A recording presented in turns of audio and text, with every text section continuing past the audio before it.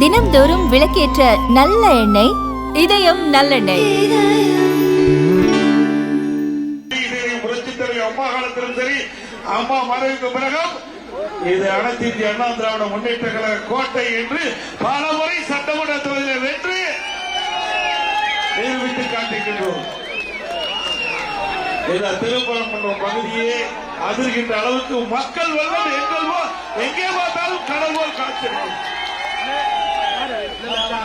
ஆகவே இன்றைக்கு மதுரை என்றால் வீரமிகு பூமி. ஜல்லிக்கட்டு பெயர் பெற்றது இந்த மதுரை மாவட்டம். அப்படி வீரமிகு விளையாட்டு வீரர்கள் ஜல்லிக்கட்டு போட்டியிலே கலந்து கொண்டு தங்களுடைய வீரர்களை இன்னைக்கு ஊக்குவிக்கின்ற அரசாக அண்ணா திமுக அரசு அமைந்தவுடன் செயல்படும். இந்த சிறப்பான நிகழ்ச்சியை கலந்து கொண்டு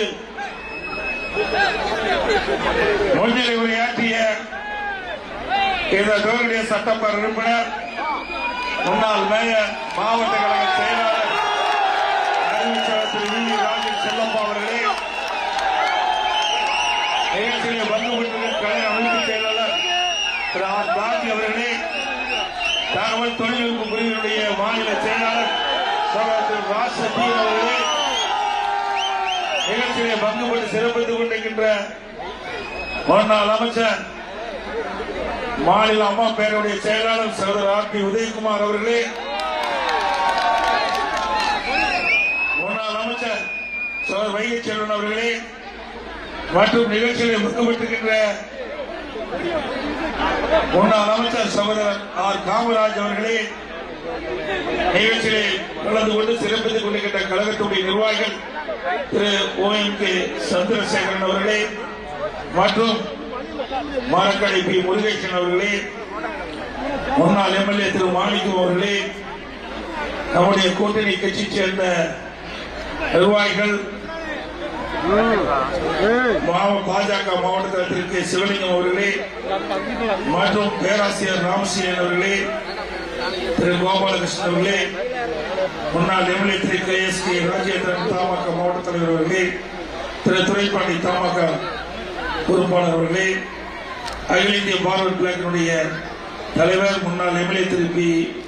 கதிரவன் அவர்களே, மற்றும் திரு பி. முத்துராஜ் அவர்களே, மற்றும் திரு திருமாரன் ஜி அவர்களே, IJK அமைச்சர் திரு அண்ணா இருதராஜ் அவர்களே, மாவட்ட தலைவர் திரு சந்தோஷ் அவர்களே, தமிழ்நாடு தேவர் பேரவை முத்தையா தேவர் அவர்களே, மற்றும் நிகழ்ச்சியை கலந்து கொண்டிருக்கின்ற அனைத்து இந்திய அண்ணா திராவிட முன்னேற்ற கழகத்துடைய ஒன்றிய கழக செயலாளர்களே, நகர கழக செயலாளர்களே, பேருக்கழக செயலாளர்களே, கழக நிர்வாகிகளே, கழக உடன்பிறப்புகளே, கூட்டணி கட்சியை சேர்ந்த நிர்வாகிகளே, தொண்டர்களே, பெரியவர்களே, தாய்மார்களே, மற்ற சிறப்பித்துக் கொண்டிருக்கிற மகளிரை சேர்ந்த சகோதரிகளே, இளைஞர் பற்றாளர்களே, பத்திரிகையாளர்கள், ஊடகங்களே, அத்தனை பேருக்கும் என்னுடைய முதற்கண் வணக்கத்தை உரித்தாக்குகிறேன். தினம் நான் ஏற்கனவே குறிப்பிட்டதை போல இன்றைக்கு ஜல்லிக்கட்டு நடத்தக்கூடிய பகுதியிலே முதலிலே அந்த பகுதியினுடைய கோவில் காளைகளை அவிழ்த்து விடுவார்கள். அதுக்கு பிறகு அந்த பகுதி கிராமத்தை சேர்ந்த அதனுடைய ஜல்லிக்கட்டு காளைகளை அவிழ்த்து விடுவதுதான் வழக்கம். ஆனால் இன்றைய திராவிட முன்னேற்ற கழக அரசு முற்றிலும் அது மாற்றி அமைக்கப்பட்டு விட்டது. இதுல கூட ஊழல் செய்யறாங்க.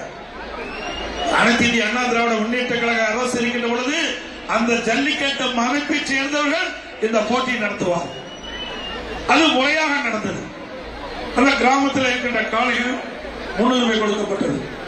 ஆனால் விடியா திமுக அரசு அமைந்த பிறகு இன்றைக்கு அரசு கட்டுப்பாட்டில் எடுத்துக்கொண்டு அந்த அரசாங்கம் யாருக்கெல்லாம் அந்த ஜல்லிக்கட்டு போட்டியிலே கலந்து கொள்கின்ற காளைகளுக்கு டோக்கனை வழங்கி அதிலே லஞ்சம் பெறுகின்ற அரசு விடியா திமுக.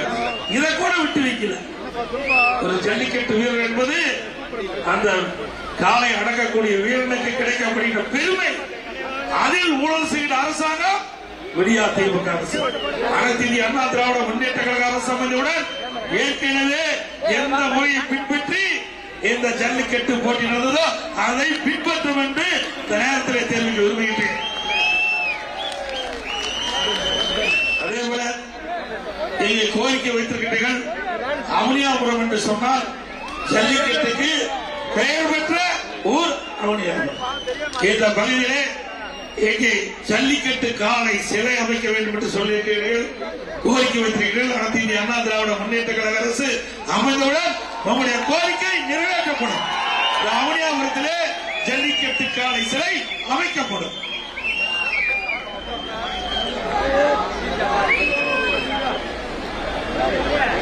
இது மதுரை மாநகராட்சிக்கு இந்த திருப்பரங்குன்றம் சட்டமன்ற தொகுதியில் ஒரு பகுதி மதுரை மாநகராட்சியில் இடம்பெற்றிருக்கிறது.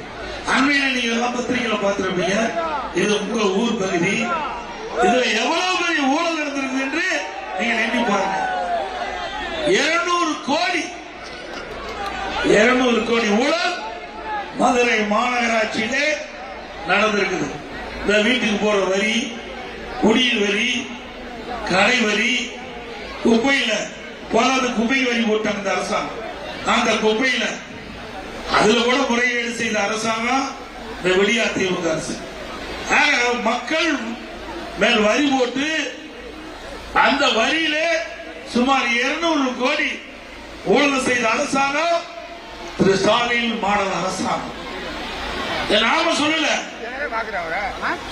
இந்த அரசுக்கு இங்க இருக்கின்ற மக்கள் கொடுத்த புகாரின் அடிப்படையில் இந்த அரசாங்கமே விசாரிக்கப்பட்டு இதில் முறைகேடு நடந்திருப்பதாக முன்னாள் ஓய்வு பெற்ற மாநகராட்சியிலே முன்னாள் பணியாற்றி ஓய்வு பெற்ற அதிகாரிகள், இப்ப இருக்கின்ற சில அதிகாரிகள் இன்றைக்கு கைது செய்யப்பட்டிருக்கின்ற பத்திரிகையை வந்த செய்தி. அது மட்டுமல்ல, இந்த மாநகராட்சியுடைய மேயர் அவருடைய கணவர் இன்றைய தினம் கைது செய்யப்பட்டிருக்கிறார். இருப்பது இந்த மாநகராட்சிக்கு மேயராக இருப்பது ஒருவர், கைது செய்யப்பட்டது அவருடைய கணவர். எப்படி முறைகேடு என்பதற்கு என்று சொன்னால் மேயரை கைது செய்திருக்கிறார். அவர் இல்லாம அவருடைய கணவர் ஊழல் செய்ய முடியாது. மேயருடைய உத்தரவின் பேரில் தான் முறைகேடு நடந்திருக்கும். அவருடைய உத்தரவின் பேரில் இல்லாம முறைகேடு நடந்திருக்க வாய்ப்பு இல்லை. ஆகவே மேயரை காப்பாற்ற வேண்டும் என்று ஆளுங்கட்சியில் இருக்கின்ற அரசாங்கம் மேயருக்கு துணையிலிருந்து கண் துடைப்பு நாடகத்தை இன்றைக்கு அரங்கேற்றுகின்றது. அவருடைய கணவரை கைது செய்து அனைத்து இந்திய அண்ணா திராவிட முன்னேற்ற கழக அரசு வந்தவுடன் முழுமையாக விசாரணை மேற்கொள்ளப்பட்டு இந்த முறைகேட்டில் யாரெல்லாம் ஈடுபட்டார்களோ அவர் அனைவரும் சட்ட நீதியாக அவருக்கு நடவடிக்கை எடுக்கப்படும் என்பதை இந்த நேரத்தில் தெரிவித்துக் கொள்கிறேன். அது மட்டும் இல்ல, இந்த வரி வீட்டுக்கு மட்டும் இல்ல, கடைக்கு மட்டும் இல்ல, நாம வளர்த்துற ஆடு, மாடு, கோழி, பன்னி இதுக்கெல்லாம் போட்டு இதுலயும் ஊழல் செய்த ஒரே அரசாங்கம் திமுக அரசாங்கம்.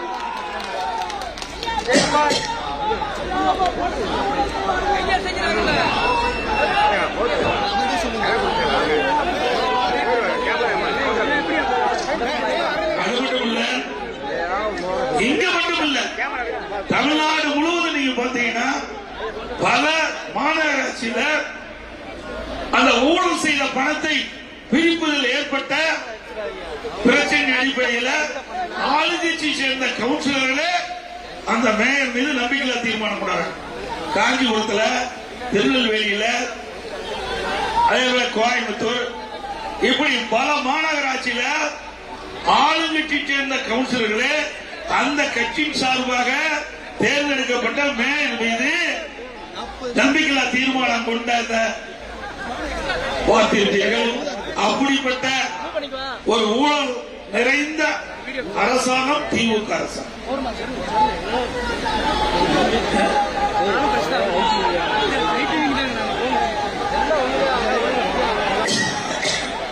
நீங்க சொல்றது தெரியல, நான் கேட்டுக்கிறேன். அதே போல இன்னைக்கு அங்க மட்டுமல்ல, பேரூராட்சியிலையும் ஊழல், நகராட்சியிலையும் ஊழல், இப்படி இந்த நகர்பகுதி முழுவதும் இந்த வரி வசூல்ல அதிகமா முறைகேடு நடைபெற்றுவதாக பல புகார்கள் வந்துள்ளன. அனைத்து இந்திய அண்ணா திராவிட முன்னேற்ற கழக ஆட்சி அமைந்தவுடன் இந்த அனைத்து புகார்களும் விசாரிக்கப்பட்டு உரிய நடவடிக்கை எடுக்கப்படும். மக்களிடத்திலிருந்து வரி வசூல் செய்யப்பட்டதை எந்த விதத்திலும் முறைகேட்டில் பயன்படுத்தப்பட்டிருந்தால் உரிய நடவடிக்கை எடுக்கப்படும். அதோட இந்த அரசாங்கம் செயலிழந்த அரசாங்கம் என்பதற்கு பல உதாரணம் இருக்குது. இப்ப நடைபெற்றுக் கொண்டிருக்கின்ற ஒரு நிகழ்வு, இன்றைக்கு தமிழகத்தில் சட்ட ஒழுங்கு பாதுகாக்கக்கூடிய டிஜிபி 31ஆம் தேதி ஓய்வு பெற்று விட்டார். அந்த 31ஆம் தேதி ஓய்வு பெறுவதற்கு முன்பாகவே 3 மாதத்துக்கு முன்பாகவே அந்த தகுதி வாய்ந்த டிஜிபி அவருடைய பட்டியல யுபிஎஸ்சிக்கு அனுப்பி அவர்கள் அதில் 3 பேரை தேர்ந்தெடுத்து மாநில அரசுக்கு அனுப்பி அதில் ஒருவரை மாநில அரசு டிஜிபியா நியமிக்கிறது. இன்றைக்கு தமிழகத்தினுடைய சட்ட ஒழுங்கை பாதுகாக்கக்கூடிய பொறுப்பு டிஜிபிக்கு இருக்குது. அவர்தான் உயர்ந்த பதவி காவல்துறையில. அந்த பதவி கூட உரிய நேரத்தில் நியமிக்க முடியாத ஒரு கைலாகான அரசாங்கம் திமுக அரசாங்கம். நீங்க பாத்தீங்கன்னா நேற்றைய தினம் புதிதாக ஒரு டிஜிபி பதவி ஏற்றிருக்கிறார். அந்த தகுதியின் அடிப்படையில் அவர் நியமிக்கவில்லை. 8 டிஜிபிக்கு பிறகு 9வது டிஜிபியாக இருக்கின்ற அவர் பொறுப்பு டிஜிபியாக நியமித்திருக்கிறார். ஏற்கனவே தமிழகத்தில் சட்ட ஒழுங்கு சந்தி சிரித்துக் கொண்டிருக்கிறது. தமிழகத்தில் மக்களுக்கு பாதுகாப்பு கிடையாது. இன்றைக்கு சிறுமி முதல் முதியோர் வரை பாதுகாப்பு இல்லாத ஒரு சூழ்நிலை நிலவி கொண்டிருக்கிறது. இப்படிப்பட்ட சூழ்நிலையில குறித்த காலத்தில் இந்த டிஜிபி நியமிக்கப்பட வேண்டும். இந்த டிஜிபி ஓய்வு பெறுகின்ற நாள் இந்த அரசுக்கு தெரியும். அப்படி இருந்தும் இந்த அரசு வேண்டும் என்று திட்டமிட்டு தங்களுக்கு வேண்டியப்பட்டவர்களை நியமிக்க வேண்டும் என்ற ஒரே காரணத்திற்காக அவர்கள் இந்த டிஜிபி நியமனத்திலே சரியாக நடந்து கொள்ளவில்லை. அதனால நேற்றைய தினம் பொறுப்பு டிஜிபி பதவி வைக்கின்ற பொழுது இதற்கு முன்பு இருக்கின்ற 8 டிஜிபிகள் அந்த நிகழ்ச்சியிலே பங்கு பெறவில்லை. அந்த 8 டிஜிபி கீழ் தான் தமிழகத்தில் பல துறைகள் அவள் நிர்வகித்து வருகிறார். ஒவ்வொரு டிஜிபிக்கும் ஒரு பகுதி பிரிச்சு கொடுத்துருக்காங்க. பொருளாதார குற்றப்படையினா அதுக்கு ஒரு டிஜிபி, அதே மாதிரி தீயணைப்பினும் அதுக்கு ஒரு டிஜிபி. இப்படி 8 டிஜிபிகள் இந்த நிகழ்ச்சியில பங்கு பெறவில்லை என்றால் இந்த அரசாங்கம் எப்படி நடக்கும்? எப்படி மக்களுக்கு பாதுகாப்பு கொடுக்க முடியும்? காவல்துறையிலேயே ஒரு சரிவு ஏற்பட்டிருக்கின்றது. இப்படிப்பட்ட அரசாங்கம் தொடர வேண்டுமா? சொல்லுங்க. இன்றைக்கு ராணுவம் நாட்டை காக்குது, காவல்துறை மக்களை பாதுகாக்கின்றது. மக்களை பாதுகாக்கக்கூடிய உயர்ந்த பதவிகளுக்கு டிஜிபிக்கு கூட குறித்த நேரத்தில் குறித்த காலத்தில் நியமனம் செய்ய முடியாத ஒரு செயலற்ற அரசாங்கம் திமுக அரசாங்கம். நான் 10 நாளுக்கு முன்பே நான் தெரிவித்தேன், ஒரு கூட்டத்திலே நான் பேசுகின்ற பொழுது தெரிவித்தேன், இன்னும் 10 நாட்கள் தான் இருக்கிறது. இப்பொழுது இருக்கின்ற டிஜிபி ஓய்வு பெறுவதற்கு உடனடியாக மாநில அரசு தகுதியான டிஜிபியும் யுபிஎஸ்சிக்கு அனுப்பி மத்திய அரசு அதை பெற்று முறையாக தகுதி வாய்ந்த டிஜிபி நியமிக்க வேண்டும் என்று தெரிவித்தும் கூட இந்த விடியா திமுக அரசாங்கம் அதற்கு உண்டான நடவடிக்கை எடுக்கவில்லை என்பதை நாட்டு மக்கள் உணர வேண்டும். இப்ப ஸ்டாலின் வெளிநாடு போயிருக்கிறார். நல்ல வேலைக்கு சைக்கிள் ஓட்டாத சரி, இங்கிருந்து சைக்கிள் ஓட்டுறது தமிழ்நாட்டிலிருந்து வெளிநாட்டுக்கு போய் சைக்கிள் ஓட்டுறதுக்காக போறாரு. எப்படிப்பட்ட முதலமைச்சர்? இந்தியாவில் பல முதலமைச்சர் வெளிநாட்டுக்கு போறாங்க, அங்க போய் தொழில் முதலீட்டு ஈர்ப்பதற்காக போறாங்க. ஆனா தமிழ்நாடு முதலமைச்சர் வெளிநாட்டுக்கு போய் சைக்கிள் ஓட்டிட்டு இருக்காரு. அந்த காட்சியை கடந்த காலத்தில் பார்த்தோம். நான் அறிக்கை கூட விட்டேன், இந்த முறையாவது தொழில் முதலீட்டு ஈர்ப்பதாக சொல்லிக் கொண்டு வெளிநாடு சென்றுகிறீங்க, இப்பொழுதாவது தொழில் முதலீட்டு ஈர்த்துவாங்க. கிட்டத்தட்ட திரு ஸ்டாலின் அவர்கள் 4 முறை வெளிநாடு பயணம் மேற்கொண்டிருக்கிறார். இந்த 4 முறை வெளிநாட்டு பயணத்தில் தமிழ்நாட்டுக்கு கொண்டு வந்த முதலீடு என்ன? வெறும் 18,000 கோடி, 36 புரிந்துணர்வு ஒப்பந்தம் போட்டதா சொல்றார். ஆனா நடைமுறைக்கு வரல. ஏற்கனவே அனைத்து இந்திய அண்ணா திராவிட முன்னேற்ற கழக அரசு பொழுது புரட்சி தலைவி அம்மா தமிழகத்துடைய முதலமைச்சராக பொறுப்பேற்றிருந்த காலகட்டத்தில் தமிழகத்தில் தொழில் முதலீட்டு ஈர்க்கப்பட்டு 98 புரிந்துணர்வு ஒப்பந்தங்கள் போடப்பட்டு பல புரிந்துணர்வு ஒப்பந்தங்கள் இன்றைக்கு நடைமுறைக்கு வந்துவிட்டது. அந்த தொழிற்சாலைகள் திறக்கப்பட்டு வேலைவாய்ப்பு கொடுக்கப்பட்டிருக்கின்றன. இதனால் அம்மா வழியில் வந்த அம்மாவுடைய அரசாங்கம் 2019 ஜனவரி மாதம் தொழில் முதலீட்டு மாநாட்டை தமிழகத்தில் நடத்தி 3,05,000 கோடி தொழில் முதலீட்டு ஈர்க்கப்பட்டு 304 புரிந்துணர்வு ஒப்பந்தங்கள் போடப்பட்டு பல புரிந்துணர்வு ஒப்பந்தங்கள் நடைமுறைக்கு வந்து தொழிற்சாலை கட்டப்பட்டு இளைஞர்களுக்கு வேலைவாய்ப்பை உருவாக்கி தந்த அரசாங்கம் அதிமுக அரசாங்கம். இதுவரை திராவிட முன்னேற்ற கழகத்தில் வெள்ளை அறிக்கை கேட்கிறோம். எப்பொழுது பார்த்தாலும் இருக்கிற நம்முடைய தொழில்துறை மந்திரி சொல்றார், பல லட்சம் கோடிக்கு தொழில் முதலீட்டு ஈர்க்கப்பட்டது, பல நூறு தொழில் நிறுவனங்கள் தமிழகத்தில் வர இருக்கின்றன, பல நூறு புரிந்துணர்வு ஒப்பந்தங்கள் போடப்பட்டது என்று பத்திரிகையில் தான் செய்தி வருது, ஊடகத்தில் செய்தி வருது. வெள்ளை அறிக்கை கொடுங்க, மக்கள் கேட்கிறாங்க, மக்களை ஏமாற்றாதீங்க. எவ்வளவு தொழில் முதலீட்டு ஈர்த்தீர்கள், என்னென்ன தொழில் வருகிறது, எவ்வளவு புரிந்துணர்வு ஒப்பந்தம் போட்டீங்க, அந்த புரிந்துணர்வு ஒப்பந்தமுடைய நிலைமை என்ன, எத்தனை தொழிற்சாலைகள் இந்த அரசு வந்த பிறகு பயன்பாட்டுக்கு வந்திருக்கு என்ற செய்தியெல்லாம் மக்கள் தெரிந்து கொள்ள வேண்டும். வெள்ளை அறிக்கை கேட்டா இதுவரைக்கும் வெளியிடவே இல்லை. மீறி கேட்டா ராஜா அவர்கள் தொழில்துறை மந்திரி ராஜா அவர்கள் பேசுறாரு, எடப்பாடி பழனிசாமி வெளிநாட்டில் போய் ஸ்கூல்ல சாப்பிட்டதே பெருசா நினைக்கிறேன்னு சொல்றேன். நான் போய் வெளிநாடு போய் ஸ்கூல்ல சாப்பிட்டது பெருசா நினைக்கிறேன். ஆமா, நான் ஸ்கூல்ல சாப்பிட்டது பெருசுதான். நான் விவசாய குடும்பத்தில் பிறந்தேன், கையில் சாப்பிட்டுதான் பழக்கம். உங்களை போல அப்பா மத்திய மந்திரியா இருந்தாரு, நீங்க செல்வ செழிப்புல வந்தீங்க, நீங்க தங்க ஸ்கூல்ல சாப்பிடலாம், வெள்ளி பிளேட்ல சாப்பிடலாம். உங்களுடைய தலைவர் திரு முதலமைச்சர் ஸ்டாலின் அவருடைய அப்பா வந்து முதலமைச்சர் இருந்தாரு, செல்வ செழிப்பு இருந்தாரு, அவர் தங்க ஸ்கூல்ல சாப்பிடலாம், இன்னைக்கு வெள்ளி தட்டுல சாப்பிடலாம். இங்க இருக்கின்ற மக்களோடு மக்களாக வாழ்ந்துக்கிறோம். நாங்களும் ஸ்கூல்ல சாப்பிட முடியாதப்பா, கையில் தான் சாப்பிட முடியும். ஏழை மக்களை சிந்திக்க வேண்டும், ஏழை மக்களை சிந்திக்க வேண்டும். ஏழை மக்களை விமர்சனம் செய்தால் உங்களுக்கு அடுத்த ஆண்டு நடவுகின்ற தேர்தலே டெபாசிட் கூட கிடைக்குமா? எவ்வளவு திமிர் இருந்தா இந்த பேச்ச பேசுவோம். நாட்டுகளில் எத்தனை பேர் நம்ம ஸ்கூல்ல சாப்பிட்டு இருக்கோம், நம்மள ஸ்கூல்லே சாப்பிடுறோம். கையில் சாப்பிடுறதுக்கே சாப்பாடு கிடைக்காத மக்கள் தடுமாறிட்டு இருக்கிறாங்க. இதையெல்லாம் எண்ணிதான் அம்மா உணவத்தை கொடுத்தாங்க. அப்படி மக்களுடைய பிரச்சனையை தெரியாதவர்கள் தான் அமைச்சராக இருந்தா நாடு உருப்படியாமா? நாட்டு மக்களுடைய நிலைமை தெரியாதவர்கள் தான் அமைச்சராக இருக்கிறாங்க. தயவு செய்து ஏழை மக்களை சிந்தித்து பாருங்க, ஏழை மக்களுடைய கஷ்டங்களை சிந்தித்து பாருங்க, அவருடைய நிலையை சிந்தித்து பாருங்க. அவர்கள் இன்றைக்கு வேலைக்காக போராடி கொண்டிருக்கிறார்கள், இன்றைக்கு முழுமையான உணவு கிடைக்க வேண்டும் என்று எதிர்பார்த்துக் கொண்டிருக்கிறார்கள். அதையெல்லாம் நடத்தி அண்ணா திராவிட முன்னேற்ற கழகம் இருக்கின்ற பொழுது, புரட்சி தலைவி அம்மா இருக்கின்ற பொழுது, அம்மா உணவகத்தை கொண்டு வந்து வயலாக உணவு கொடுத்த தலைவி புரட்சி தலைவி அம்மா. அதை கூட நீங்கள் மூட பார்க்கிறீங்க. அதற்கு முழுமையான பொருள் கொடுப்பதில்லை, தரமான உணவு தயாரிக்க முடியாத சூழ்நிலை. அதை எப்படியாவது மூட வேண்டும் என்று இந்த ஸ்டாலின் மாடல் அரசு செயல்பட்டுக் கொண்டிருக்கிறது. அம்மா உணவகத்தில் பணிபுரிந்த அந்த ஊழியர்கள் அதை குறைத்தாங்க, பணிபுரிகின்ற ஊழியருடைய எண்ணிக்கை குறைச்சாங்க. அந்த அம்மா உணவகத்திற்கு வழங்கப்படுகின்ற பொருளுடைய தரத்தை குறைப்பதற்கு பல்வேறு நடவடிக்கை எடுத்த அரசாங்கம் தான் இந்த அரசாங்கம். இதெல்லாம் ஏழை மக்களை காப்பாற்றிட்டு சிந்தித்து பாருங்க. அண்ணா திமுக அரசு எப்படி, திமுக அரசு இருந்தது. 2011க்கு முந்தி திமுக அரசாங்கம் இருந்தது. 2011 2020 வரைக்கும் அண்ணா திமுக அரசு ஒப்பிட்டு பாருங்க. 2011க்கு முந்தி திராவிட முன்னேற்ற கழக ஆட்சியில் எந்த திட்டத்தை கொண்டு வந்தாங்க?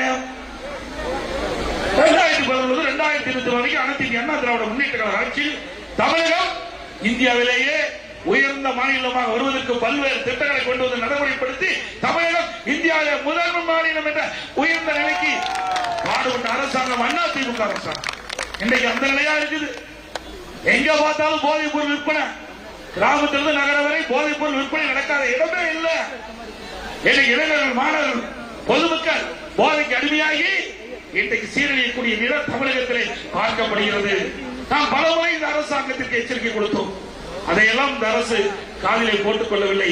அதனால் இன்றைக்கு தமிழகம் போதைப் பொருள் நிறைந்த மாநிலமாக காட்சியளித்துக் கொண்டிருக்கிறது. இன்றைக்கு முதலமைச்சர் ஊடகத்தின் வாயிலாக தெரிவிக்கின்றார். இளைஞர்கள் போதையில் செல்லாதீர்கள் என்று எப்பொழுது 4 ஆண்டுகள் கழித்து இப்பொழுது பேசுகிறார்.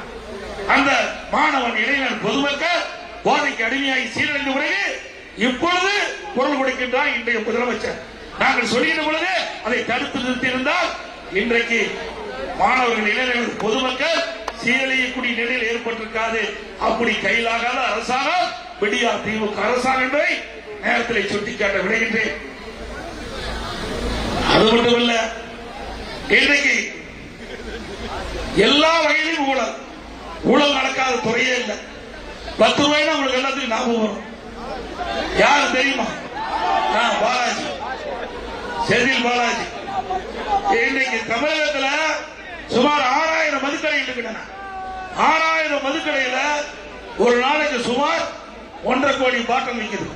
ஒரு பாட்டிலுக்கு 10 ரூபா அதிகம் கொடுத்து வாங்க வேண்டிய சூழ்நிலையில மக்கள் இருக்கிறாங்க. 10 ரூபா அதிகமா வச்சுதான் அந்த பாட்டிலுடைய விலையை மேல, பாட்டில் விலைக்கு மேல 10 ரூபா உயர்த்தி தான் அந்த மதுக்கடையில விற்பனை செய்யறாங்க. ஒரு நாளைக்கு 10 ரூபாய் ஒரு பாட்டிலுக்கு 1.5 கோடி பாட்டிலுக்கு 15 கோடி இந்த அரசாங்கத்தின் மூலமா, இந்த அரசாங்கத்திற்கு மேல்மட்டத்திற்கு, அது எதுக்கு மேல்மட்டமே யாருன்னு தெரியல. பத்திரிகையில் வர செய்தி, இன்னைக்கு மக்கள் பேசிக் கொள்வது, வலைநிலைகளில் வருகிற செய்திகள் மேலிடத்துக்கு போன்னு சொல்றாங்க. ஒரு நாளைக்கு 15 கோடி இந்த ஒரு பாட்டிலுக்கு 10 ரூபா அதிகமா வச்சு விற்பனை செய்வதனால மாசத்துக்கு 450 கோடி, வருஷத்துக்கு 5400 கோடி, 4 ஆண்டுல 22,000 கோடி இந்த ஒரு பாட்டிலுக்கு 10 ரூபா அதிகமா வச்சு விற்பனை செஞ்சால கிட்டத்தட்ட ஒரு வருடத்திற்கு 4 வருடத்துல 22,000 கோடி ஊழல் செய்த அரசாங்கம் திமுக அரசாங்கம். இந்த அரசாங்கம் தொடர வேண்டுமா? அண்ணா திமுக ஆட்சிக்கு வந்தவரே இதையெல்லாம் விசாரித்து இதை யாரெல்லாம் தவறு செய்தார்களோ அவர்கள் மீதெல்லாம் உரிய நடவடிக்கை எடுக்கப்படும் சட்ட ரீதியாக. இந்த விடியா திமுக அரசு வந்த பிறகு இன்றைக்கு வீட்டு வரி 100% உயர்த்திட்டாங்க. மாநகராட்சியில கடவரி 150% உயர்த்திட்டாங்க. அதோட குடிநீர் வரி உயர்த்தப்பட்டு விட்டது. இன்னைக்கு குப்பைக்கு வரி போட்டாங்க. குப்பைக்கு கூட வரி போயிட்ட அரசாங்கம் இந்த விடியா திமுக அரசாங்கம். அது மட்டும் இல்ல, மின் கட்டணம் இன்னைக்கு 52% உயர்த்திட்டாங்க. வருஷம் 5% உயர்வு, 3 ஆண்டுல 15% உயர்வு, 67% மின்கட்டணம் உயர்ந்திருக்குது. அதோட கடைக்கு இன்னைக்கு இரவு நேரத்தில் கூடுதலா கட்டணம் செலுத்துது. இன்னைக்கு அப்படிப்பட்ட ஒரு நிலைமை. அதோட திராவிட முன்னேற்ற கழக ஆட்சியில விலைவாசி விண்ணை முட்டிக்கிட்ட அளவுக்கு உயர்ந்து போச்சு. இன்னைக்கு அரிசி விலை பாருங்க, அண்ணா திமுக ஆட்சியில் பாருங்க 2027 மிந்தி அதுக்கு பிறகு பாருங்க ஒரு கிலோவுக்கு சுமார் 20 ரூபாய் உயர்ந்திருக்கு. பருப்பு விலை உயரும், எண்ணெய் விலை உயர்வு. ஆனா பொதுமக்களுக்கு கிடைக்க வேண்டிய வேலைவாய்ப்பு குறைவு, வருமானம் குறைவு, செலவு அதிகம். இதனால சாதாரண குடும்பத்தில் இருக்கின்ற பொதுமக்கள் கடுமையா பாதிக்கப்பட்டாங்க. இதற்கெல்லாம் இந்த அரசு உரிய நடவடிக்கையை எடுக்கவில்லை. அனைத்து இந்திய அண்ணா திராவிட முன்னேற்ற கழக அரசு இருக்கின்ற பொழுது எப்பொழுதெல்லாம் விலைவாசி வெளியிடுதோ அப்பொழுதெல்லாம் அந்த விலைவாசி கட்டுப்படுத்துவதற்காக விலை கட்டுப்பாட்டு நிதி என்ற ஒரு நிதியை ஒதுக்கி அதுக்காக 100 கோடி ஒதுக்கி கூட்டுறவுத்துறை மூலமாக எந்த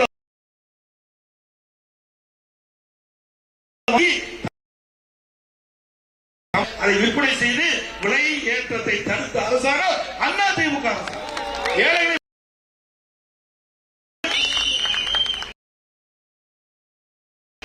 விலைவாசி என்பது மிக மிக முக்கியம். அந்த விலைவாசி கட்டுப்படுத்தும் அரசு தவறிவிட்டது. ஆனால் எப்பொழுது பார்த்தாலும் இன்றைய முதலமைச்சர் குடும்பத்தை பற்றி தான் சிந்திப்பார். குடும்பத்தில் இருக்கிறவருக்கு யாருக்கு அதிகாரமா கொடுக்க வேண்டும், குடும்பத்தில் இருக்கிறவருக்கு என்ன கட்சியில பதவி கொடுக்க வேண்டும், இதுதான் இன்றைய முதலமைச்சருடைய சிந்தனை. நாட்டு மக்களை பற்றி கவலைப்படாத முதலமைச்சர் இன்றைய முதலமைச்சர் ஸ்டாலின் என்பதை நாம் உணர வேண்டும்.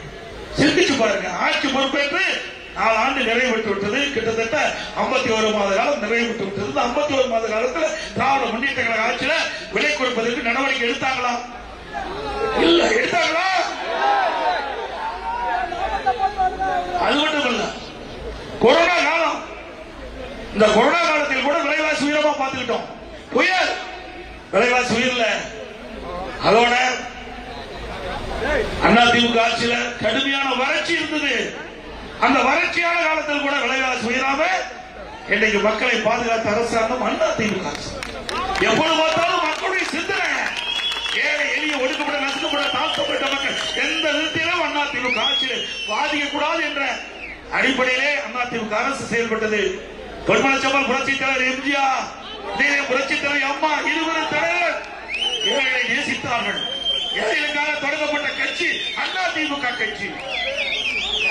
மக்களுக்கு எப்பொழுதெல்லாம் துன்பம் ஏற்படுகிறதோ அப்பொழுதெல்லாம் அந்த துன்பத்தில் இருந்து மக்களை விடுவிட்டு மக்களுக்கு தேவையான திட்டங்களை கொண்டு வந்து அந்த மக்கள் மகிழ்ச்சியோடு வாழ வேண்டும் என்று ஆட்சியின் அரசாங்கம் அதிமுக அரசாங்கம்.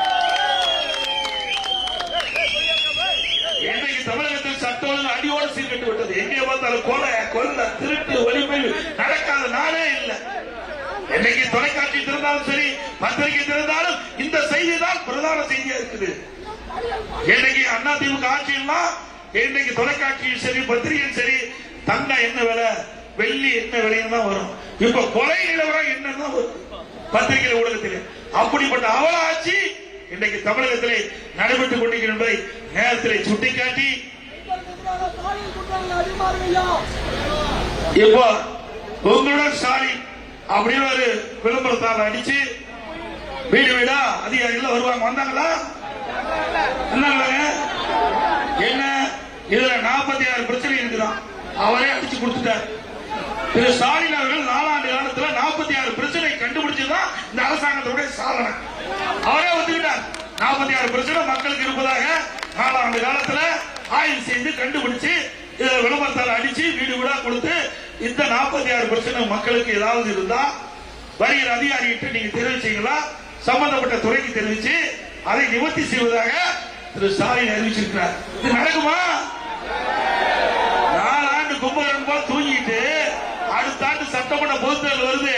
அந்த சட்டமன்ற பொதுத் தேர்தலில் மக்களுடைய வாக்குகளை பெற வேண்டும் என்ற ஒரே அடிப்படையில் இப்படிப்பட்ட தந்திரமா மக்களை ஏமாற்றி மக்களுடைய வாக்குகளை பெறுவதற்காக திரு ஸ்டாலின் மாடல் அரசு இந்த ஒரு பெரிய நாடகத்தை அரங்கேற்றுகின்றதை நாம் எண்ணி பார்க்க வேண்டும்.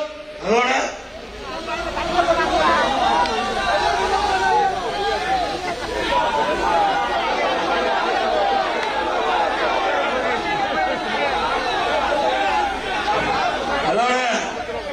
ஸ்டாலின் மாடல் உங்களோட ஸ்டாலின் இதுல வாங்கின மனு, உங்களோட ஸ்டாலின் வாங்கின மனு நேற்று பேப்பர்ல பார்த்திருப்பீங்க, தொலைக்காட்சியில் பார்த்திருப்பீங்க. திருப்புவனம், சிவகங்கை மாவட்டம் திருப்புவனத்துல ஆற்றுல அந்த மனுல வீசி எறியப்படும். இவருடைய மனுலாம் எந்த அளவுக்கு மதிக்கிறான்னு பாருங்க. மக்களுடைய மனுக்களை ஆற்றுல விசிறி எறியப்பட்டு இன்றைக்கு அது தொலைக்காட்சியிலையும் பத்திரிகையிலும் வெளிவந்த செய்தி. இவரெல்லாம் மக்களை காப்பாற்ற போறாங்க. காப்பாற்றுவாங்களா? அதே போல கொரோனா காலத்துல ஒரு ஆண்டு வேலை இல்லாம இருந்தாங்க மக்கள். ஏழை மக்கள் பாதிக்க கூட என்பதற்காக ரேஷன் கடையில விலையில அரிசி, விலையில சக்கரை, விலையில எண்ணெய் கொடுத்த ஒரே அரசாங்கம் அதிமுக அரசாங்கம். அதே நேரத்தில் பள்ளியில் மூடப்பட்டது, கல்லூரியில் மூடப்பட்டன. மாணவர் மன உளைச்சல் இருந்தாங்க. ஓராண்டு வீணாகி விட்டது என்று மன கவலை இருந்தாங்க. கல்லூரியில் படித்த மாணவர்களுக்கு ஆன்லைன்ல வகுப்பு, அதே போல ஆன்லைன்ல தேர்வு, நல்லா படிச்சு பட்ட படிப்புல நிறைய பேர் பல ஆண்டுகளாக டிகிரி வாங்காம இருந்தாங்க. டிகிரி வாங்க பட்ட படிப்பு முடிச்சு பட்டம் பெற்றாங்க. மாணவர்கள் ஆல் பாஸ் போட்டு கொடுத்தாங்க.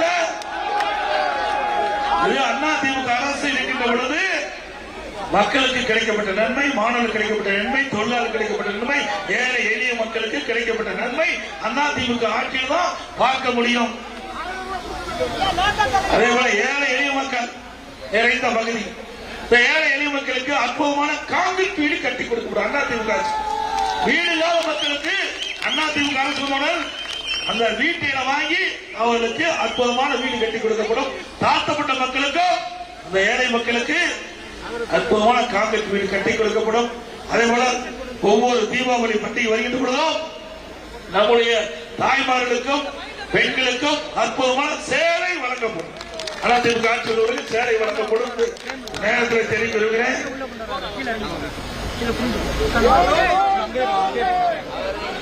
இன்றைய தினம் திருப்பரங்குன்றம் சட்டமன்ற தொகுதியில பல திட்டங்களை அதிமுக ஆட்சியில் நிறைவேற்றுகிறோம். திருப்பரங்குன்றத்தில் 24 மணி நேரம் அரசு மருத்துவமனை இயங்க அமைக்கப்பட்டது. மாநகராட்சி மருத்துவமனை உள்ளிட்ட மருத்துவமனை மேம்பாட்டு பணிகள் மேற்கொள்ளப்பட்டன. அரசு பள்ளியில் நடுநிலைப்பள்ளி, உயர்நிலைப்பள்ளி, நீர்நிலைப்பள்ளியா தரம் உயர்த்தப்பட்டு அந்த பகுதியில் மக்களுக்கு அந்த பகுதியிலே கல்வி கிடைக்கக்கூடிய சூழ்நிலையை உருவாக்கி தந்திருக்கிறோம். சாலை வசதிகள் மற்றும் குடிநீர் வசதிகள் மேம்படுத்தப்பட்டன. முல்லை பெரியார் குடிநீர் திட்ட பணிகள் இங்கே மேற்கொள்ளப்பட்டது. பாண்டிக்கோயில் முதல் கப்பலூர் வரை 27 கிலோமீட்டர் நீளம் உள்ள சுற்றுச்சாலை அமைக்கப்பட்டது. அதிமுக ஆட்சி போக்குவரத்து நெரிசல் இல்லாத ஒரு பகுதியை அமைச்சு கொடுத்தோம். அண்ணா பொறியியல் கல்லூரி அதிமுக ஆட்சியில் கட்டப்பட்டது. அன்னை தெரசா பல்கலைக்கழக துணை அலுவலகம் கட்டப்பட்டது. மருத்துவ ஆராய்ச்சி நிலையம் கட்டப்பட்டது. வட்டாட்சியர் அலுவலகம் கட்டப்பட்டது. திமுக ஆட்சியில அதிமுக ஆட்சியில செய்த பணி ஆட்சி அலுவலகம் கட்டி ஒரு ஸ்டிக்கர் ஒட்டி திறந்தாங்க. திமுக ஆட்சியில் கிடப்பில் போட்ட பணிகள் திருப்பரங்குன்றம் மலைக்கு ரோப் கார் செய்யப்படும் சொன்னாங்க, செய்யல. கிரிவலப்பாதை மேம்படுத்த சொன்னாங்க, செய்யல. அவனியாபுரம் பைபாஸ் முதல் நெல்பேட்டை வரை உயர்மட்ட பாலம் கட்டுன்னு சொன்னாங்க, அந்த கோரிக்கைகளை நிறைவேற்றல. பிரகனூர் ரவுண்டானா போய் உயர்மட்ட பேனம் கட்ட வேண்டாம், அதுவும் செய்யல. அதே போல திராவிட முன்னேற்ற அதிமுக ஆட்சியில் கொண்டு வரப்பட்ட திட்டம் ஆட்சி மாற்றம் ஏற்பட்ட பிறகு திராவிட முன்னேற்ற கழக ஆட்சியில எங்கே திருப்பரங்குன்றம் பகுதியில் பாதாள சாக்கடை திட்டம் அந்த பணியை துவக்கி ஆமை வேகத்தில் நடந்து கொண்டிருக்கிறது. அதிமுக ஆட்சி அமைப்பு விரைவாக வேகமாக இந்த பணி நிறைவு பெற்று செயல்படுத்தப்படுகிற செய்தியை சொல்லி அதேபோல அண்ணா திராவிட முன்னேற்ற கழக ஆட்சி அமைந்தவர்கள் இந்த பகுதியில் விவசாய பிரிவு மக்கள் மல்லிகைப்பூ சாகுபடி அதிகமா செய்யறாங்க. ஒவ்வொரு சில காலகட்டத்தில் அந்த மல்லிகைப்பூ வீழ்ச்சி அடைந்திருக்கிறது. இதனால் விவசாயிகள் பாதிக்கப்படுறாங்க. அந்த வீழ்ச்சியிலிருந்து விவசாயிகளை காப்பாற்றுவதற்காக அனைத்து அண்ணா திராவிட முன்னேற்ற கழக அரசு உங்களுடைய துணையோடு அடுத்த ஆண்டு அமைகிற பொழுது அந்த விவசாயியுடைய கோரிக்கை அடிப்படையில் அந்த மல்லிகை சேர்த்து தொழிற்சாலை அமைக்கப்படும். இந்த பகுதியில் நம்முடைய பகுதியில் மக்களை காப்போம், தமிழகத்தை மீட்போம், மக்களை